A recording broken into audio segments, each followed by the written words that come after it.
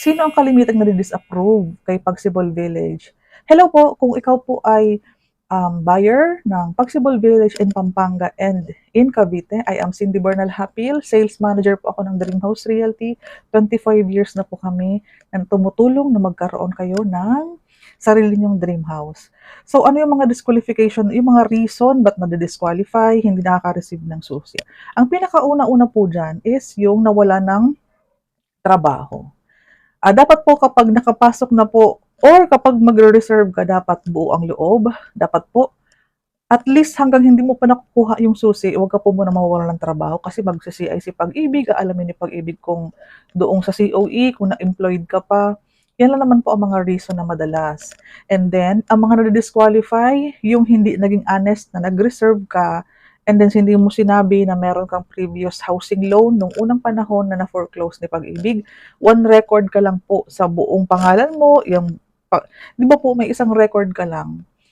So, hindi ka na makaka-open ng pangalawa. So, ibig ko pong sabihin, kapag may bad record ka na or na-blacklisted ka na, hindi tayo makaulit. So, be honest, kung may na-foreclose ka na, yung ano mo, yung asawa mo po, pwede din namang kumuha. Basta pasok sa salary required na 31,000 for Cavite and 32,000 for Pampanga. Yan naman ang mga madalas na nagiging reason. Yung isa pa po, syempre pag nag-reserve, sinasabi naman natin na dapat kasama yung asawa. So, sa part pa lang po ng agent, kapag hiwalay ka po sa asawa at hindi ka makapag-provide ng, halimbawa, two valid ID ng asawa mo, sa forms kasi, yung mga forms ako dito, kailangan may pirma kasi yung asawa natin, conjugal property kasi yan. So, pag nakita ni Pag-ibig na ikaw ay married at hindi ka nag-declare, hahanapin yung asawa mo or madi-disapprove ka in the event na hindi mo mai-provide or hindi mo mapapirma si asawa mo at hindi ka makapag-provide ng two valid IDs. Kaunti lang naman ang reason ng disapproval kay Pag-ibig. Huwag kang mag-alala. Sa proseso naman ng pag-complete ng documents, sinasabi naman natin agad yan na dapat po kung hiwalay, makakasama ba si Mr. sa pag-reserve, sa pagperma sa loan documents. Dalawa lang naman po ang nakailangan mo siya. Sa pag-reserve, kasi mag-fill out kayo ng form sa office. Kasi nandoon yun yung sa spouse, and then dalawang valid ID, and then mga tatlong perma per ID.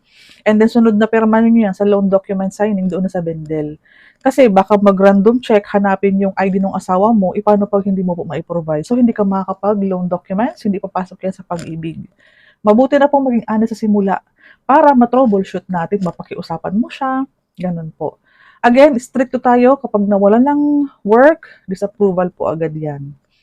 Pag may nakaligtaan akong isabi, gawa na lang ako ng panibagong video. So, please subscribe para sa ibang kaalaman about paano mag-avail ng mga Pag-ibig Housing Loan.